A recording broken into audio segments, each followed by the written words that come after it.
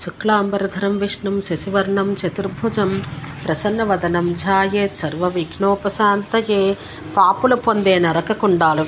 యమధర్మరాజు ఇట్లు పలికెను, ఓ పతివ్రత, శ్రీహరి సేవ లేక కర్మబంధమోచనం జరగదు. పుణ్యమైన పనులు చేస్తే స్వర్గం లభిస్తుంది, చెడు పనులు చేస్తే నరకం కలుగుతుంది. వ్యభిచారి పెట్టిన అన్నాన్ని, వేసి పెట్టిన అన్నం తినవాడు వారి దగ్గరకు వెళ్ళవాడు కాలసూత్రం అను నరకానికి వెళ్ళను. అక్కడ 100 సంవత్సరాలుండి మానవ జన్మ ఎత్తినప్పుడు మొదటి జన్మలో బహురోగములతో బాధపడి నిర్మలుడగును. ఒకే భర్తతో ఉండినది పతివ్రత, రెండవ వానితో తిరుగునది కులట, ముగ్గురితో ఉండేది ధర్షిణి, నలుగురితో తిరిగేది పుంసలి, 5గురితో ఉండేది వేశ్య, 6గురితో కలిసి ఉండేది యుగ్మి, అంతకంటే ఎక్కువ పురుషులతో తిరిగేది మహావేశ్య. మహావేశ్య అన్ని కులములలోనూ అస్పృశ్య. బ్రాహ్మణుడు కులట మొదలగు వారితో కలిసి తిరిగితే అవటోదము అన్న నరకానికి పోవును. కులటతో తిరుగువాడు 100 సంవత్సరాలు నరకాన ఉండును. దృష్టితో తిరుగువాడు 400 సంవత్సరాలు నరకంతో ఉండును. పుంసలతో తిరుగువాడు 600 సంవత్సరాలు, వేశ్యగామి 800 సంవత్సరాలు, యుగ్మి దగ్గరకు పోవువాడు 1000 సంవత్సరాలు అవటోదమని నరకాన ఉంటారు. మహావేశ వెంట తిరుగువాడు 1,00,000 సంవత్సరాలు నరకబాధ అనుభవించును. అందరితోనూ తిరుగువాడు నరకముననే యమదూతలచే బాధలు అనుభవించుచుండని బ్రహ్మ తెలిపెను. కులట వెంట పోవువాడు 7 జన్మలు తిత్తిరిపక్షిగా, దృష్టాస్త్రీ వెంట తిరుగువాడు 7 జన్మలు కాకిగా, పుంసలిగామి 7 జన్మల కోకిలగా, వేశ్య వెంట పోవువాడు తోడేలుగా, యుగ్మిగామి 7 జన్మల పందిగా నరకబాధలు అనుభవించిన తర్వాత పుడతారు. మహావేశ వెంట తిరుగువాడు శ్మశానంలో బూరుగు వృక్షంగా పుట్టును. చంద్ర సూర్య గ్రహణాల సమయాన భోజనం చేయి మూర్ఖుడు అరింతుదము అను నరకానికే పోవును. అక్కడ బాధను అనుభవించి మానవ జన్మ ఎత్తినను ఉదర వ్యాధి మొదలగు వ్యాధులతో చిన్నతనాన్ని దంతాలు కోల్పోవును. మాటనిచ్చిన తర్వాత ఇంకొకరికి తన కూతురునిచ్చి వివాహం చేయువాడు పాంశభోగం అను నరకాన 100 సంవత్సరాలు ఉండును. దానం చేసిన దాన్ని తిరిగి తీసుకున్నవాడు పాశవేష్టమను నరకాన బాణముల అంచులపై 100 సంవత్సరాలు పడుకొని యమలోక యాతనలు అనుభవించును. శివలింగాన్ని పూజించని వారు పరమశివుని యొక్క కోపం వల్ల భయంకరమైన శూలప్రోత్రమను నరకమందు 100 సంవత్సరాలు ఉండును. అక్కడ నరకయాతనలను అనుభవించిన తర్వాత 7 జన్మల పెద్ద పులిగా, 7 జన్మల దేవాలయాన అర్చకుడిగా జన్మించను. బ్రాహ్మణుని ఎవరు దండింతరో, ఎవరిని చూసి బ్రాహ్మణుడు వణికిపోవనో అతడు అనేక వేల సంవత్సరాలు ప్రకంపనం అనే నరకాన ఉండి యమయాతను అనుభవించును. తన భర్తను కోపంగా చూచు స్త్రీ, అతనితో కటువుగా మాట్లాడు స్త్రీ ఉల్కాముఖము అను నరకాన అనేక వేల సంవత్సరాలుండును. అక్కడ ఆమె ముఖమునకు పిడుగులు తగులునట్లు యమకింకర్లు చేస్తారు. ఆ తర్వాత మానవ జన్మనెత్తినప్పుడు 7 జన్మల వరకు ఆ స్త్రీ చిన్నతనాన్ని తన భర్తను కోల్పోయి రోగాల పాలై అనేక విధాల బాధలు చెందును. బ్రాహ్మణ స్త్రీ శూద్రునితో సంగమిస్తే ఆమె సాంధకూపమన్న నరకానికి పోవును. అక్కడ చిమ్మ చీకటిలో దుర్వాసన గల నీళ్లలో ఉండే ఆ నీళ్లే రాత్రింబగలను ఆహారంగా తీసుకుంటూ యమదూతలు బాధిస్తుండగా 14 ఇంద్రుల కాలం వరకు ఉండును. అక్కడ యమయాతనలు అన్నింటినీ అనుభవించి భూమిపై జన్మించినప్పుడు 1000 జన్మలు కాకిగాను, 100 జన్మలు పందిగాను, 100 జన్మలు కోడిగాను, 7 జన్మలు నక్కగాను, 7 జన్మలు పావురంగాను, 7 జన్మల కోతిగాను జన్మించును. అటు పిమ్మట చండాలిగాను, క్షయరోగగ్రస్త అయిన రజకిగాను, కుష్ఠరోగగ్రస్త అయిన తైలకారిగాను జన్మలను ఎత్తును. వేశ్య వేదనమ్ము అను నరకమునకు పోవును. యుగ్మి దండతాడన నరకానికి పోవును.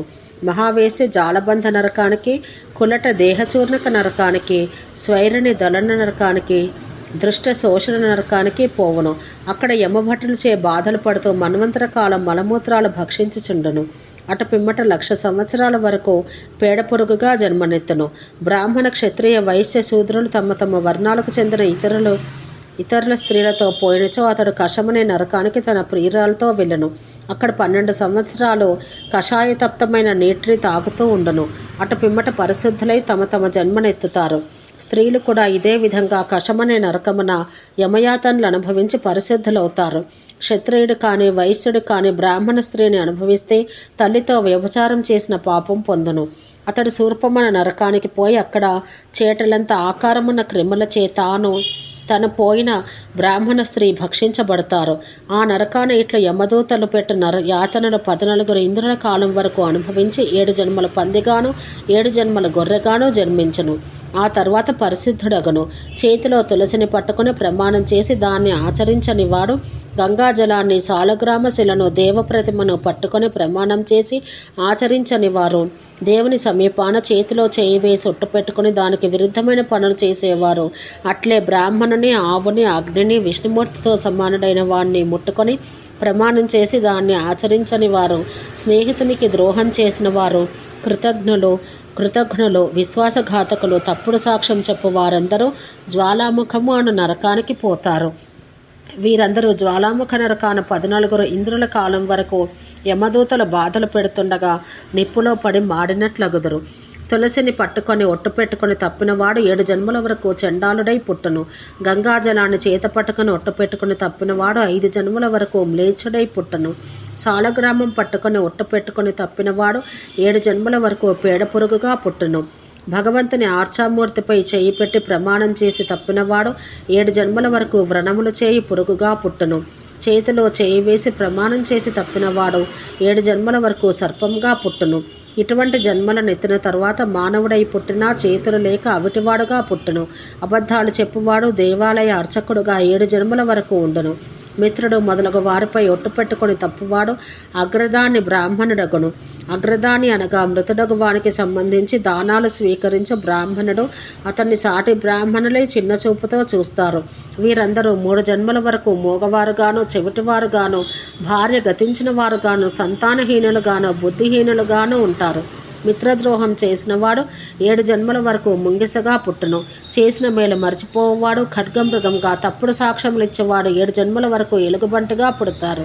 వీరందరూ తమకు ముందున్న తరాల వారిని, తర్వాత రాబో 7 తరాల వారిని నరకానికి పంపుతారు.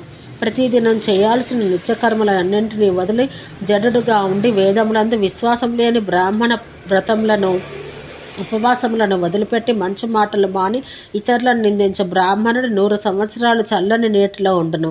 తర్వాత 100 సంవత్సరములో జలజంతువుగా పుట్టును. అట్లే అనేక విధాలైన జాతుల్లో పుట్టిన తర్వాతనే పరిశుద్ధుడగును. దేవబ్రాహ్మణుల ధనం అపహరించేవాడు తనకు ముందున్న 10 తరాలను, తన తర్వాత రాబో 10 తరాల మొత్తం 21 తరములను నరకానికి పంపును. తాను పొగ చీకటి ఉండే ధూమధ్వాంతము అను నరకానికి పోయి అక్కడ 4 యుగముల వరకు బాధపడుచుండును.